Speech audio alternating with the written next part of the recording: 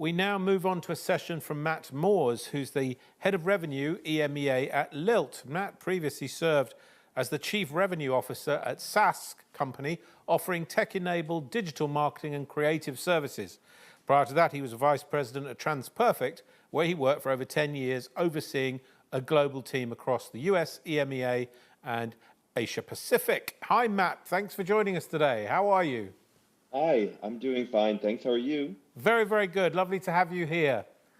And Thank you so much for having me. in a phrase, what are you going to be talking about today?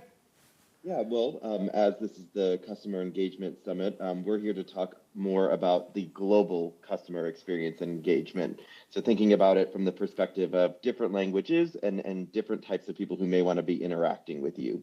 Well, that's very interesting. I'm very interested in that and very much looking forward to hearing you. So I'll hand over to you. Thank you so much. So as I just mentioned, we're just going to spend about 15 minutes going over how you can go about enabling the customer experience in all languages. And then we will leave a few minutes for any questions that anyone may have. So please feel free to submit those as I move through. So just to start us off in terms of what the layout is in the current digital space, we wanted to share some statistics and findings that we have been researching throughout this past year to understand the digital adoption from customers throughout the world. Going back to, there was a time when businesses had a lot more information than the customers. Obviously, the creation of the internet really changed and balanced out the dynamic in which customers now are able to seek out and find a lot more information themselves on the businesses in which they want to interact with. The COVID-19 pandemic has also then, of course, accelerated this digital adoption.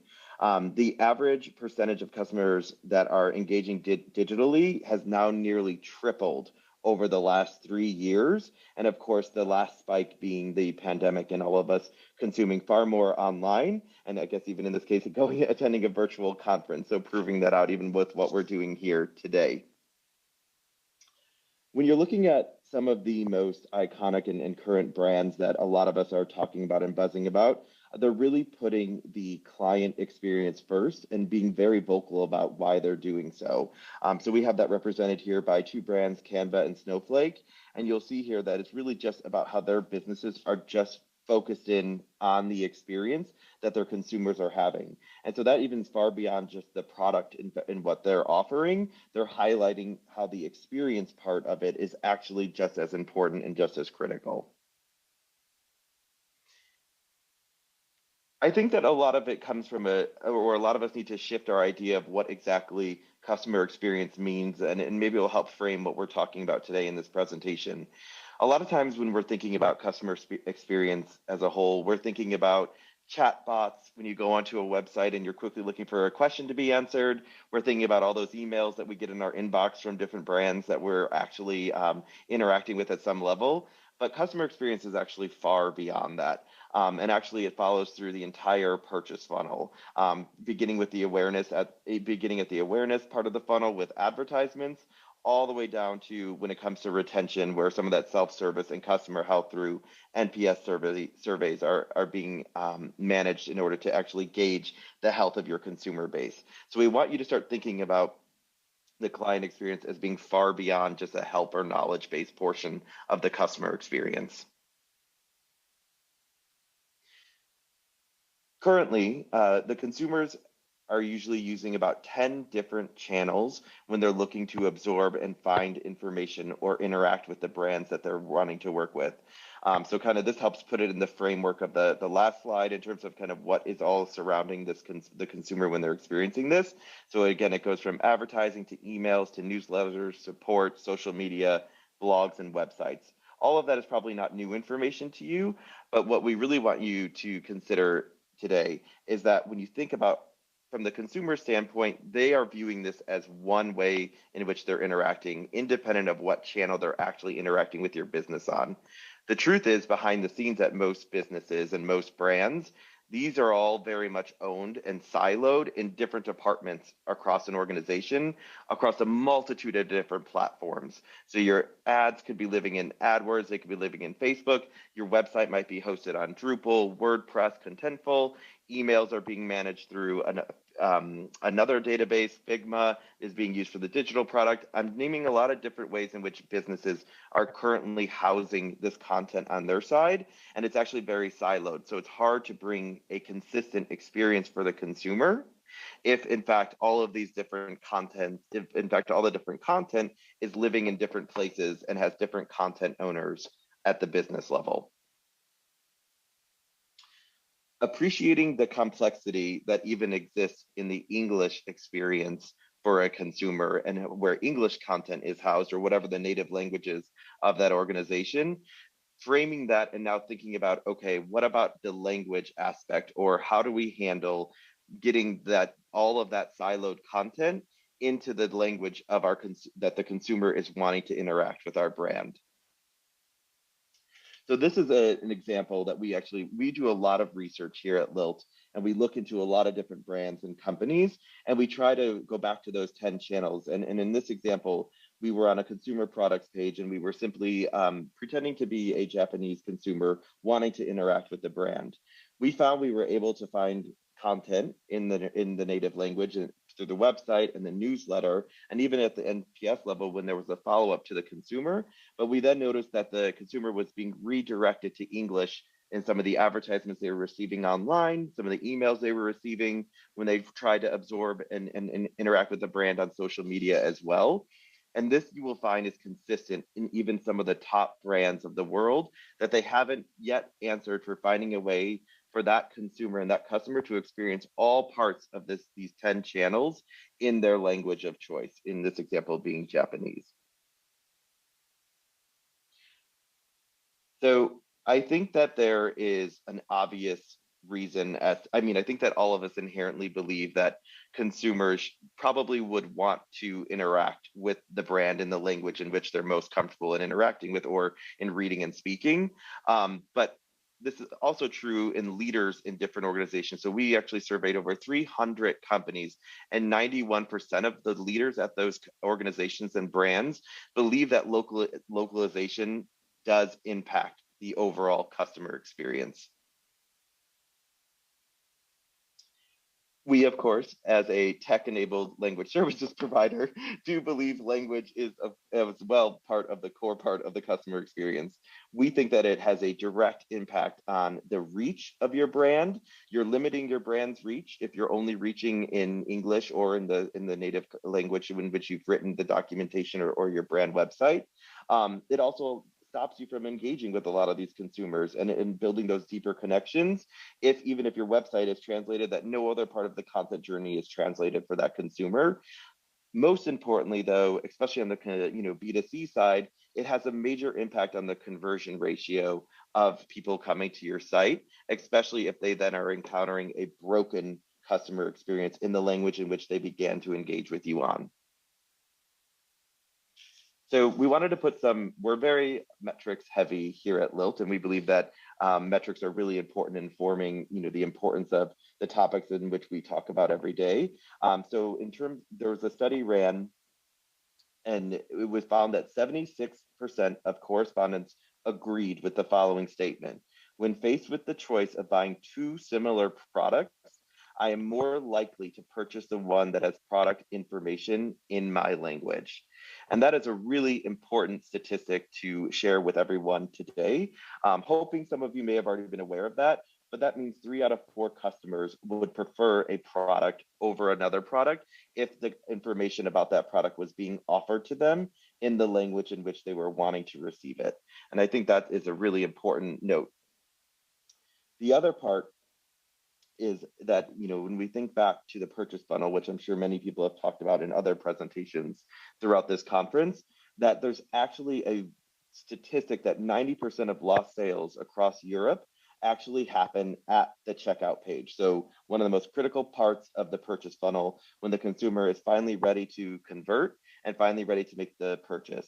Now, that is not solely based on language, but of that, we found 74% of checkout pages that did fail did not offer local language translation. So what that means is there's a large possibility that the consumer was already interacting with a translated website, and then when they're redirected to the payment section of the website or to do that final purchase, then that screen actually reverted back to English, impacting and creating a lost sale and a lost opportunity for that brand.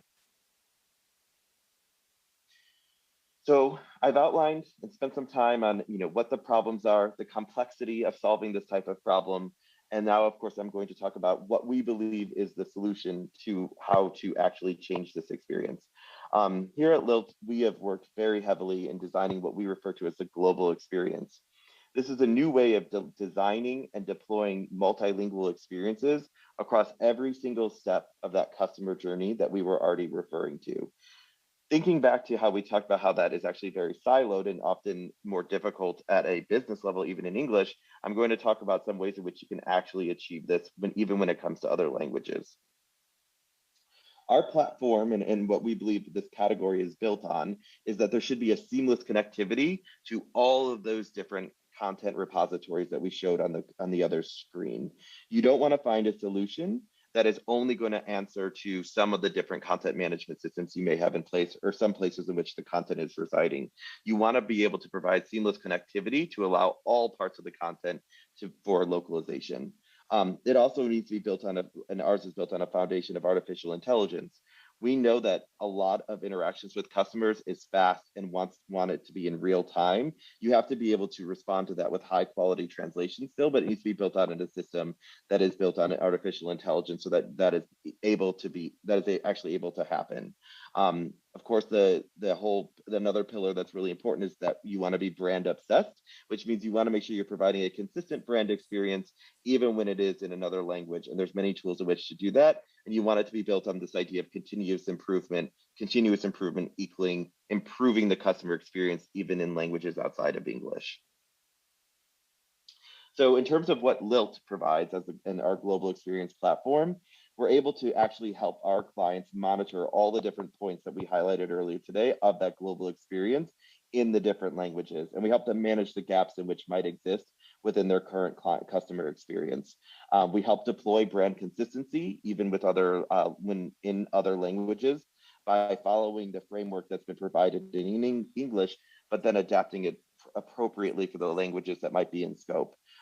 We allow for the creation of global experience content, and of course, are always looking to help assist our customers in deploying this in real time or as close to real time as possible. And then most importantly, going back to how we're very metric driven, we analyze the impact of what this actually has on the adoption of your products, or at least the information that consumers are consuming the language and the information on the screen. We provide you with those statistics and make sure that result in the ROI is to follow.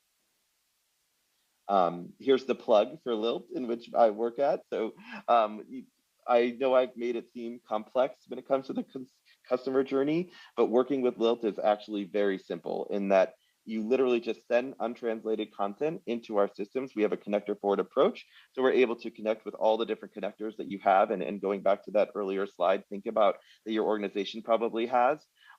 It's powered by our translators and our actual Lilt platform. And we're sending you the content directly back to you where you started off in your content journey. So directly back into for example, the content management system in which you push the content out from.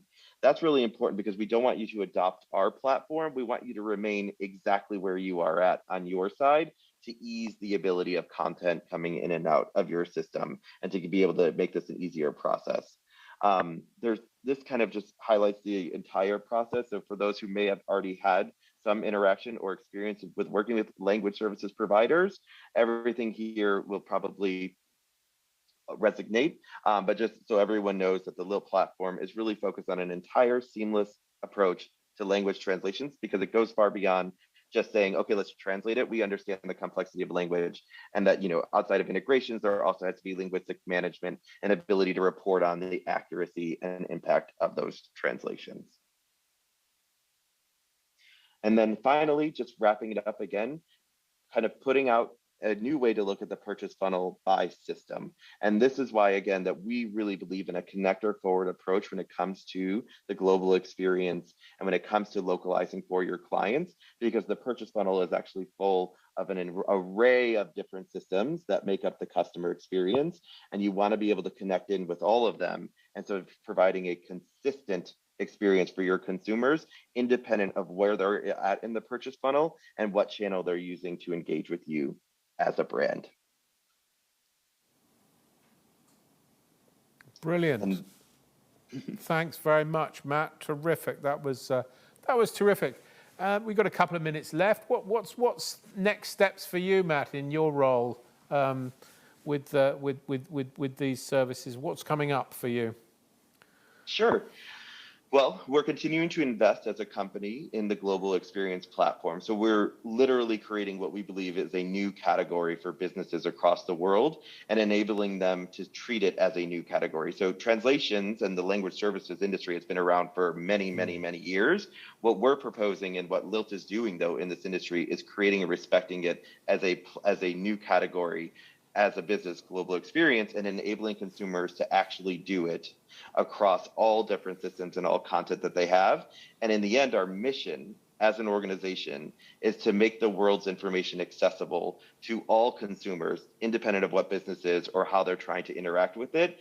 And the way we do that is by providing businesses with a solution that is both cost effective, scalable, and answers all parts of that consumer journey. And so in terms of my next steps as the head of revenue, I'm just continuing to try to get in front of as many brands and as many companies as we can to help them adopt this category locally. Brilliant. And how should our listeners get in touch with you? Yeah, well, my email is matt@lilt.com. So it's very easy. So you can definitely email us there or check out lilt.com and you'll see that we have our own chatbot ready to answer any questions for you, but also if you wanted to submit a form for more information, we would really look forward to having that interaction with you. Terrific. Well, that's brilliant, Matt. Thanks so much. Lovely to see you, and stay well, and good luck with the year ahead. Thank you so much. Really appreciate it. Cheers, Matt. Go well. Ciao, ciao.